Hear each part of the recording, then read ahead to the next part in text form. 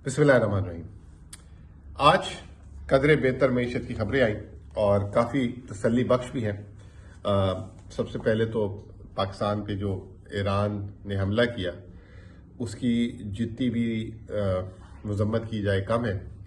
और हमें जो है अपने जिसे कहते हैं कि सबसे इम्पॉर्टेंट चीज़ ये है कि कतई नज़र के हमारे सियासी नज़रिए क्या हैं और हम किस सियासी जमात को सपोर्ट करते हैं। हमें जो है इस मकसद के पीछे खड़ा होना होगा। जैसे हम एज अ मुसलमान खड़े हो जाते हैं जब हमारे कोई मुसलमान के खिलाफ बात होती है तो हम यकजा हो जाते हैं और हम भूल जाते हैं कि हमारे क्या इख्तलाफात हैं। इसी तरीके से हमारे सियासी इख्तलाफात एक जगह, लेकिन दूसरे जब पाकिस्तान पे बात आए तो उसमें हम सारों को एक दूसरे के साथ खड़ा होना लाजमी है। एक दूसरे पे इल्ज़ाम लगाना कि जी ये खुश हो रहा है वो हो रहा है, ये एक घटियापन है। और मैं कहता हूं कि हमें जो है अपनी जो सिक्योरिटी इस्टेब्लिशमेंट है, सिक्योरिटी फोर्सेस है, उनके पीछे जो है एक सीसा पिलाई दीवार की तरह खड़ा होना चाहिए, क्योंकि वो भी ताकत अपनी आवाम से ड्राइव करते हैं। और जो भी उनका फैसला है उन्होंने जो है रिस्पॉन्स करना है, सब्र का मुजाहरा करना है, डिप्लोमेटिकली इंगेज करना है, वो बेहतर जानते हैं। हम एक आम आवाम बेहतर नहीं जानती कि इसके पीछे किस तरीके से इसका जवाब देना है। खबरें यही हैं कि हमने उनके ईरान के जो है एम्बेसडर को एक्सपेल कर दिया है और अपने एम्बेसडर को बुला लिया है। आगे जो है हमारे इदारों ने मीटिंग भी की है और वो कह रहे हैं कि हम इसका मौसर जवाब देंगे। बहरहाल ये तो खैर अच्छी खबर नहीं थी। अच्छी खबरें आज आई हैं मीशत के लिए और वो काफ़ी तसल्ली बख्श है। और उससे काफ़ी तसल्ली हुई जब ये खबरें सुन के। चार अहम खबरें। IMF से हमारी जो बोर्ड मीटिंग 11 तारीख को हुई थी, आज उसकी बाकायदा तौर पे किस्त जारी हो गई $70 करोड़ की।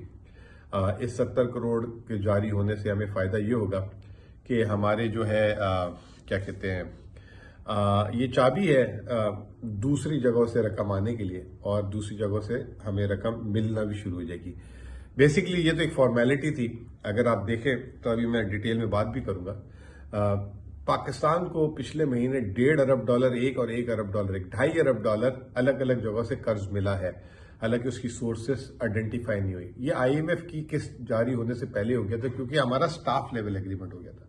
तो स्टाफ लेवल एग्रीमेंट आज के दौर की जो है जिसे कहते हैं कि एक अप्रूवल है, आपको जो है या ब्लैंक चेक है, उसकी बेसिस पे आपको पैसे दूसरी जगहों से भी मिल जाते हैं। दूसरी अहम खबर यह है कि पाकिस्तान के जो रोल ओवर था $2 अरब UAE गवर्नमेंट ने वो 1 साल के लिए कर दिया है और अब अगले साल तक हमें UAE को $2 अरब नहीं देने। ये तीसरा रोल ओवर है मुसलसल। पहला रोल ओवर शौकत तरीन साहब ने लिया था, दूसरा इसाक डार और मिफ्ता ने लिया, तीसरा जो है केयर टेकर ने लिया। हमें UAE भी 1-1 साल का रोल ओवर दे रहा है। हमें चाहिए कि हम उनसे 2 या 3 या 5 साल का मिल जाए तो बहुत अच्छी बात है, ताकि हम अपने पैरों पे खड़ा हो जाएं और हमारे जहन में ये एक प्रेशर ना रहे। तीसरी चीज ये कि पाकिस्तान में IT एक्सपोर्ट्स जो है दिसंबर के महीने में $300 मिलियन से तजावुज कर गई। ये पहला महीना है जिंदगी में कि $300 मिलियन से तजावुज कर गई। मार्केट इसको बड़ा समझ रही है कि हमारी IT एक्सपोर्ट्स बढ़ी है, शायद बड़ी भी हो, लेकिन इसमें मेरा व्यू डिफरेंट है। और वो व्यू ये है कि अक्टूबर के महीने में स्टेट बैंक ने एक सर्कुलर निकाला था IT कंपनीज के लिए, और IT कंपनीज के लिए बोला था कि अब वो उनकी जो भी एक्सपोर्ट्स आएंगी, पहले वो 35% डॉलर में रख सकते थे, अब वो 35 की जगह 50% रख सकते हैं। यानी कि अगर किसी के $1000 आ रहे हैं तो पहले वो $350 रख सकते थे, अब वो $500 जो है वो रख सकते हैं। तो वही वजह मेरे ख्याल से बनती है, मुझे समझ आती है कि दिसंबर के महीने में हमने देखा प्रोसीड्स में पिकअप हुआ।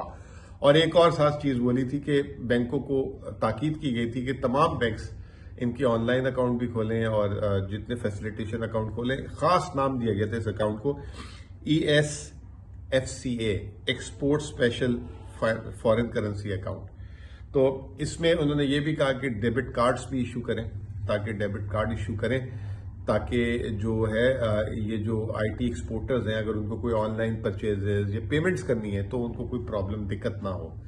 अच्छा स्टेप है, जिसकी वजह से जो है जो लोग बैंक जो बाहर पैसे रखते थे वो उसकी हमने एक झलक देखी कि पाकिस्तान में बेहतर तरीके से आ गई है।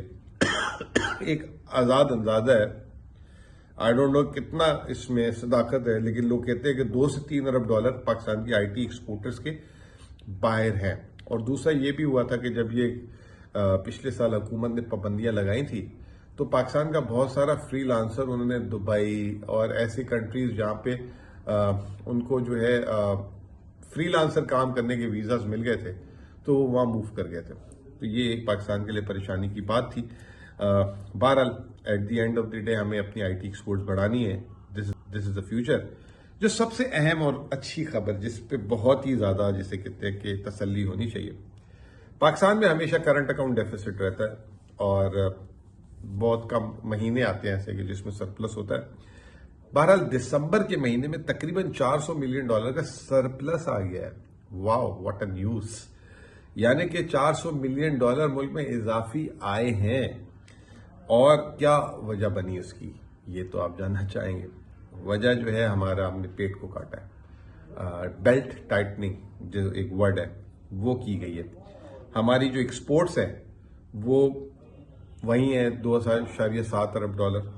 इंपोर्ट्स 4.1 अरब डॉलर हो गई है। ये इंपोर्ट्स का कम होना जो है, जो कल भी हमने एक वीडियो की थी इकोनॉमिक स्लो डाउन की, वो बताती है कि इकोनॉमिक स्लो डाउन किया गया है।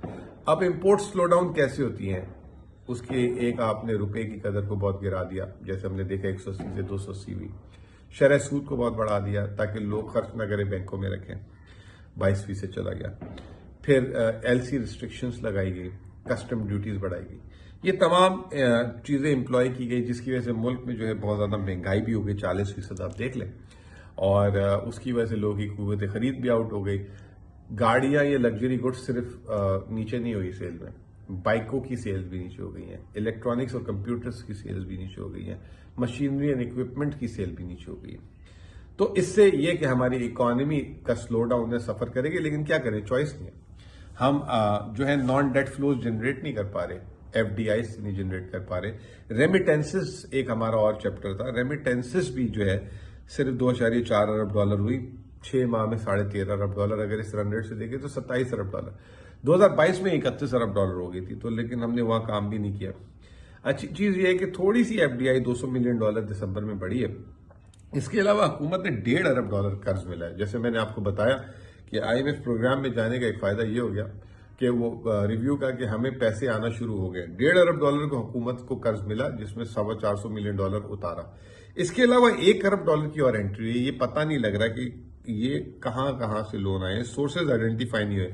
अब ये फॉरेन डिपॉजिट है या कोई कमर्शियल बैंक डिपॉजिट है, वी डोंट नो येट कि कहीं महंगा डिपॉजिट तो नहीं उठा के लिया है। इसकी डिटेल्स जो है अभी तक अनवील नहीं हुई। ओवरऑल हमारा बैलेंस ऑफ पेमेंट दिसंबर के महीने में $1.5 अरब से बढ़ गया, जो निहायत ही अहम खबर है। और इसके अलावा ओवरऑल जिसे कहते हैं कि आज हमारा रुपया भी जो है 280 रुपये 10 पैसे पे रहा। लोग सवाल पूछ रहे हैं कि आगे डॉलर की क्या सूरत हाल रहेगी, ये ईरान का जो क्राइसिस हुआ है ये इसको किस तरह देखा जा रहा है। मैं समझता हूँ कि ये अनफॉर्चुनेट है। लीस्ट एक्सपेक्ट करते थे लोग कि ईरान की साइड से कुछ होगा। हमारी कुछ टेंशन अफगानिस्तान साइड से चल रही थी, लेकिन ये ईरान से आज हुआ है। तो अभी तो इमीडिएट रिस्पॉन्स ये आया है। अब इसकी सीवियरिटी क्या है, ईरान माफी मांगता है, इस पे नहीं मांगता, क्या होता है, that needs to be seen. और ऑब्वियसली इसके असरात जो है आने वाले इलेक्शन पे भी हो सकते हैं। कुछ लोगों ने कहना शुरू कर दिया कि जी इलेक्शन नहीं कराएं आप। मैं इससे बिल्कुल डिसएग्री करता हूँ। इलेक्शन एक अलग चीज है, पाकिस्तान के मामला तो चलते रहेंगे। अब अगर हम हर बात पे इलेक्शन को पोस्टपोन करने की बात करेंगे तो फिर इलेक्शन कब होंगे, और हमें इलेक्शन की स्टेबिलिटी चाहिए। आईएमएफ का प्रोग्राम भी आपको पता है कि अगले किस्त उन्होंने कहा था कि हम इलेक्शन के बाद जो है नेगोशिएट करेंगे।